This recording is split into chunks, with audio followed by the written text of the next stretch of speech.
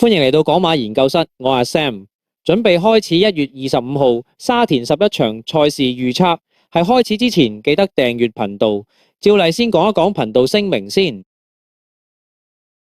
第一場第4班1000米，本場為1000米直路賽。模擬引擎喺模擬中極度重視外檔優勢與前速。根據歷史數據呢，沙田1000米 A+3 跑道呢10至14檔擁有顯著嘅物理優勢，跑道偏差多15%勝率。模擬結果顯示，擁有外檔且具備實戰經驗嘅馬匹統治咗本場賽事。第一名6號辣得快，模擬中佢喺起步後首400米能輕鬆跟守外欄有利位置，配合何澤堯擅長發揮後勁，加上副磅128磅適中，係本場最穩健嘅爭勝重心。第二名11號烈焰光芒，同樣初出即上名，展現咗不俗潛力。12檔比首選更靠近外欄，呢個喺 C+3 跑道係巨大嘅物理優勢。第三名8號手機表徑，雖然條件優越，但初出馬喺1000米直路賽嘅穩定性往往不如已有實戰經驗嘅馬匹。模擬顯示其勝率約16%，若賠率低於3倍，則值博率極低。第四名1號領袖勁力，入選理由近績雖然極差，但14檔係直路賽嘅天選之位。喺混亂嘅4班賽中，若對手失準，佢單靠檔位優勢已足夠跑入一直冷腳。第二場第4班1200米 A+3 跑道對內中檔馬匹較為有利。模擬顯示跑道彎位較急，外檔馬匹若冇超班前速，往往被逼走3踏蝕位，勝率會被模型引擎強制扣減15到20%。第一名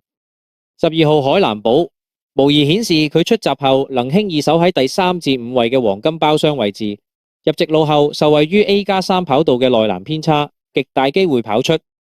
第二名10號龍奧麗羅，模型偵測到其評分47分已進入有利區域，加上對手多為不穩定嘅側身馬，此區具備極高嘅位置價值。第三名1號運高八鬥，模擬中佢有65%嘅機率被逼走外檔望空競跑，除非實力超班10分以上，否則難以克服此物理劣勢。第四名冷腳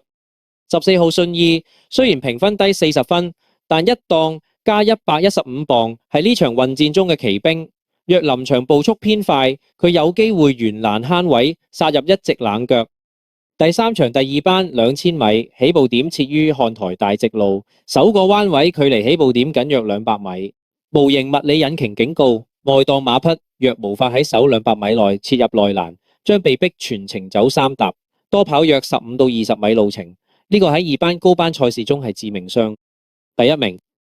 2號天章龍駒，模擬顯示此區起步後95%機率能輕鬆貼欄領放或守喺包廂位。第二名8號型好威風，僅負122磅，比1號少負9磅。喺2000米長途賽，呢9磅差距喺末段200米會轉化為約1.5馬位嘅優勢。第三名1號嘉英傳承，模擬顯示若要切入內欄，佢必須消耗大量體力搶前，若留後則喺直路難以追趕控制步速嘅2號。第四名每冷腳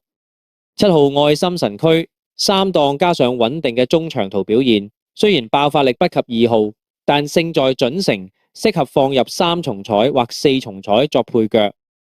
第4場第4班1200米，第一名1號包裝名將，模擬顯示潘頓出閘後極大機會守喺第2到3位，直路利用 A+3 內欄優勢輕易透出。第二名2號馬鳳凰，市場焦點會集中喺1號潘頓同8號麥杜朗身上，號有機會出現6倍以上嘅超值分頭。第三名冷腳5號安定神驅，即使實力未知，單憑沿欄慳位嘅物理優勢，已足夠讓佢喺混戰中跑入3甲，模擬系統給予其比預期更高嘅位置機會。第四名8號新力驕，模擬中佢有72%嘅機率被逼走外碟，除非佢能展現出3班頂嘅後勁，否則喺蝕位過多嘅情況下，極難反先1號2號。第5場第4班1400米，模擬數據顯示10檔以外嘅馬匹若無超班前速切入餘少於13秒嘅第一段時間，被逼走3踏嘅機率高達75%。呢個喺4班賽事中係難以彌補嘅體力耗損。第一名3號威武年代呂健威馬房配合6檔起步，係1400米最理想嘅攻守配置，無疑顯示佢能輕易守喺第4至6位嘅2踏有遮擋位置。第二名11號幸運愉快抽得1檔喺 A+3 賽道價值連城，雖然係由華將潘明輝策騎，但無疑系統給予其極高嘅路程節省評分。第三名5號都靈觀星，無疑比賽1萬次後發現佢有82%嘅情況下被逼留後賭運氣或全程望空，喺4班賽事要克服14檔並蝕位贏馬，勝率僅有11%左右。第四名7號元好運，屬於有近績但冇突破嘅馬匹，適合放入連贏 Q 或3重彩配腳，但唔建議作膽。第6場1級賽 G11 200米1級賽特別模式，本場為短途3冠首關，參賽馬匹皆為香港頂級短途精英，系統調整喺 G1 賽事中近績與級數嘅權重提升至 60%， 檔位影響力略微下調。第一名1號嘉應高升，國際評分128分，遠超對手，近績5次第一，顯示其正處於巔峰狀態。系統計算底價為 1.4 倍，即使市場開出 1.2 倍，依然係穩膽。第二名2號驕陽明區4歲系列賽盟主，雖然主攻1600米，但速程跑1200米，憑級數仍具威脅。第三名4號精算暴雪喺蔡約翰馬房中，此區往往被忽視，但係其近績2252顯示喺頂班短途賽有一席之地。第四名冷腳3號舉步生風，麥杜朗策騎雖然實力稍次，但2檔讓騎喺早段唔會蝕位，若步速極快，佢有機會喺末段追入一席冷腳。第7場第4班1400米，第一名3號亨霸，無疑顯示佢能夠輕鬆守喺3至5位，直路望空後憑藉後勁壓倒對手。第二名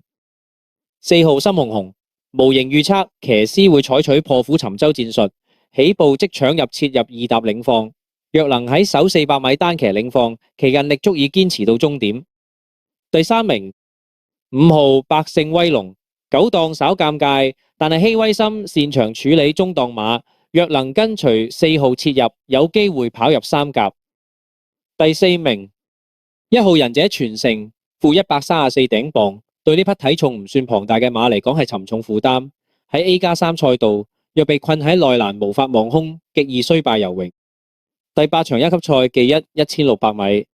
呢個係一場世界級嘅較量嚟嘅。模型引擎偵測到1號萬勇士嘅各項數值，國際評分、穩定性、騎師數據皆處於統治地位。然而1600米對佢而言稍嫌短，且2號澳遊氣泡喺同程稱擊敗強手，加上檔位形勢微妙，呢場比賽並非單純嘅強弱懸殊，而係一場戰術博弈。第一名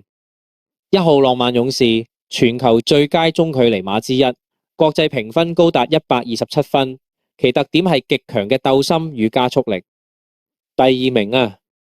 2號拗遊氣泡，由潘頓執狂，戰鬥力大幅提升。6檔喺1號內側，預計潘頓會採取主動，嘗試喺轉彎前頂住浪漫勇士，迫使其走更外碟。第三名6號表之銀河，模型判定勝出機會雖然較低 12.5%， 但係跑入3甲嘅機率高達 65%。第四名冷腳3號金鑽貴人，若前段冇人領放，佢或者會單騎慢放，喺冇人壓迫嘅情況下，有機會偷入一席冷腳。第9場第2班1200米，模擬數據顯示，若外檔馬無法喺首200米搶入2踏，將被逼喺轉彎時候多走6至8米。呢個喺高班短途賽係致命嘅劣勢。第一名4號表之星河，無疑顯示潘頓出閘後會迅速尋找2踏第3至4位嘅遮擋位，避開內欄可能嘅擠阻，直路一望空即有爆發力。第二名1號笑傲江湖，無疑中佢有85%嘅機率守喺包廂位，只要直路內欄有空位，其爆發力足以同4號抗衡。第3名5號包裝福星，準成鐵腳，近4仗1冠1亞1季，表現極度穩定。第4名2號陸續無限，雖然抽得好檔，但無疑中期末段最後400米比同組對手慢0.3秒，除非有大幅度進步，否則極難入3甲。第10場第3班1200米，數據顯示喺 A+3 跑道，若外檔馬不能喺早段做出快於23.5秒嘅時間切入，勝率會驟降至5%以下。無疑中特別針對此物理限制進行咗加權。第1名啊，3號扶搖世勁，無疑顯示由於內側對手起步偏慢，3號有75%嘅機率喺首300米內成功切入2踏領放。一旦單騎領放 A+3 跑道嘅利前領特性將成為其最強護盾。第2名4號開心指數，無疑中若3號喺末段力弱，4號將係第一匹挑戰並超越嘅馬匹。第3名1號米奇，蔡約翰馬房嘅側身馬，雖然近績一般，但評分78分，喺3班具備競爭力。第4名14號快活英雄，無疑中佢常因步速過快而失去節奏，末段雖有追勢，但難以威脅前2名，建議只作配腳。第11場第3班1600米，本場為全日壓軸，跑道內欄可能已略有損耗，但 A+3 嘅1600米起步點嘅直路頗長，對後上馬較為公平。呢種情況下，能守喺前領位置或者中游2踏嘅馬匹，勝率會提升25%。第1名1號一齊美麗，潘頓極大機會利用一檔優勢，將馬匹置於第2、3位嘅黃金包廂。喺慢步速下，佢可以隨時喺直路初段移出望空，憑藉後勁奠定勝局。第2名2號一定超，近4仗2冠1季，顯示馬匹正值大熟大勇之期。第3名7號開心勇區班德禮，近期手風順，7檔雖非頂級，但可接受，預計會跟隨1、2號之後爭取1席位置。第4名冷腳10號超逆穩，配備見習生黃志宏減磅出擊，喺慢步速賽事中輕磅馬若能喺此情況下偷襲，往往能帶嚟驚喜。如果你覺得內容有用，記得訂閱頻道，歡迎喺留言區留言，我哋一齊見證無形成長。我哋下條片再見。